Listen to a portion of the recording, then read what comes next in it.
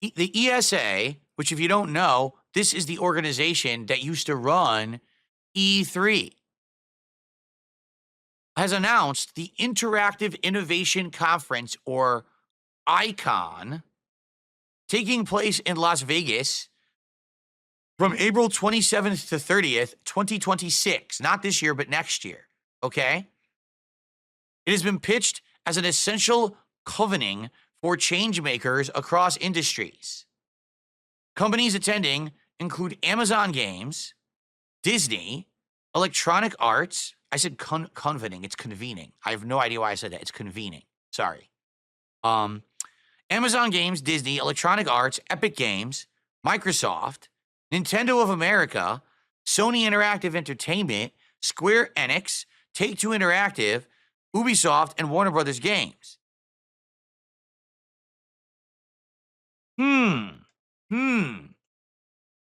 An event where all these game publishers get together to showcase games. I feel like there used to be an event like that. Didn't there used to be a time and a place once a year where all of the game publishers got together and showed off all of their technology and their games? I feel like maybe there was a time where something like that happened. What was that called? I wonder what it was called. I think you get what I'm getting at here, right? So basically, people are saying this is just E3 reborn, but it doesn't make sense because E3 already is gone and no one wants it back.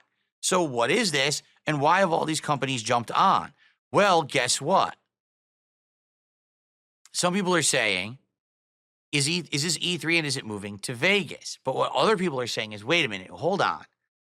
Sounds like Game Developers Conference, but for game publishers, not an E3 replacement, okay? So what does that mean?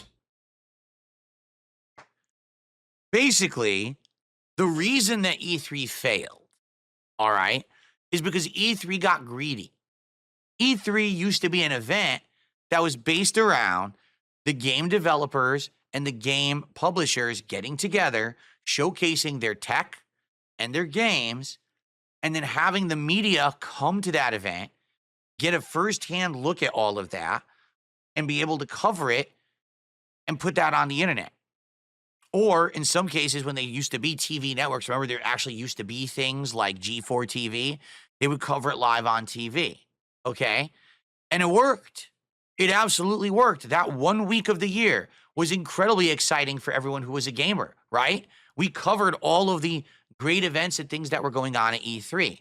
But what ended up happening was that over the years, E3 became more watered down and changed. If you didn't know, originally, E3 was meant to be press only, meaning if you were actually a games journalist, you could get in and you could cover it, right? I got in 2012 as part of the Machinima Network on YouTube, okay? So I was able to cover E3 in person in 2012. The problem was, over time, E3 degraded itself, and basically, number one, everything that you saw in person at E3 could be seen on the internet anyway. All of the presentations, all of the things, you could just literally see them online moments after they happened. So what was the point in you being there in person? Pretty much nothing, right? Number two, E3 became a paid-for event. What I mean by that is they started actually selling tickets to E3, acting more like it was a convention that you could go and hang out with your friends and have a good time, rather than a serious press event to show off new tech and new games. And so over the years, E3 became this overbloated, overcrowded, commercialized thing that lost its way. So after a while, people were like, wait a minute. So I can learn everything that you need to know that's at E3 by sitting at home. I don't have to spend any money, and I don't have to wade through endless crowds of thousands of fucking people who think that they're cool because they're at E3, rather than people who are there to actually cover it for the industry and spread information about games, right? So, yeah, that's the difference, that it completely degraded and fell apart. And now, what it sounds like's happened is E3 got canceled, but they're going to try to essentially restart E3 as something called Icon. Can it work? I would say it could, but you have to get it back to what it used to be, right? You do. You have to get it back being to an event for press and media. If you literally let everyone in, it's going to fail. If you let every fucking influencer and person in, it's going to fail. You have to have it be prestigious again. You have to have it be the place to be, to know about what's coming in tech and games. You know, if they don't do it like that, quite frankly, it's not going to work. It's just going to be E3 flopping again. And I don't see the real point to that.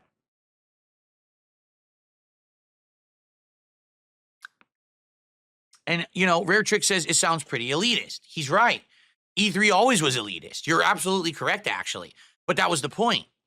That's why E3 was pertinent, because it wasn't for everyone, and it wasn't instant dissemination of all of the information across the internet. You kind of had to be there to know what was going on. And then those people that were there would relay that information to the internet and gave it meaning. If you just immediately put it all on the internet, why do you need to be there? To be honest, so I attended E3 in 2012, okay?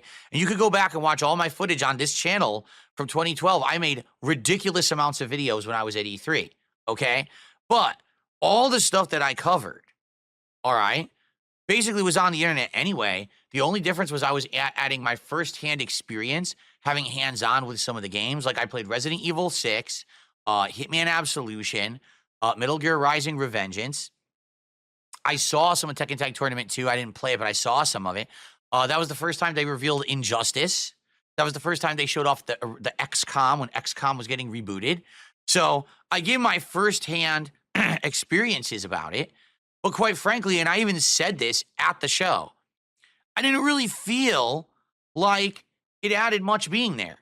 I pretty much could have done the exact same coverage sitting at home, just watching the information on the internet. And in fact, after that, I never went back to E3. I could have, because when you're a YouTuber, all you got to do is prove that you basically have a business and that you have a following, and you can get into E3. It was not that hard.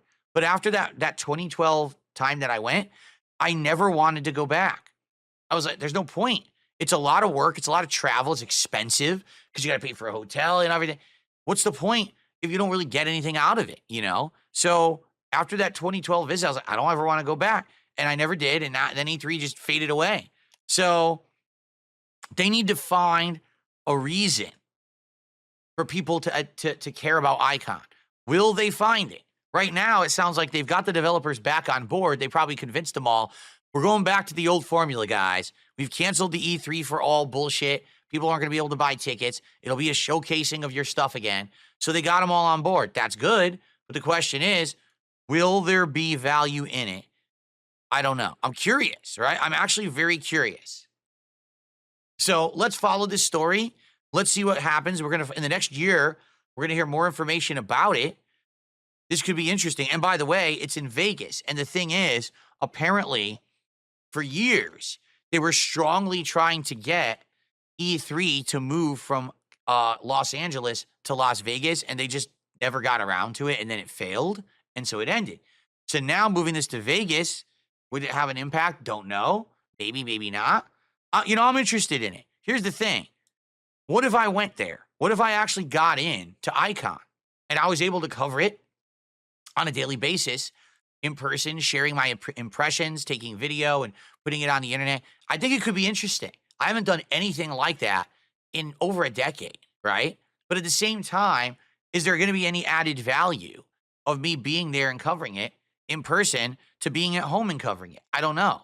I'm very curious. So I guess we'll see, and we'll go from there.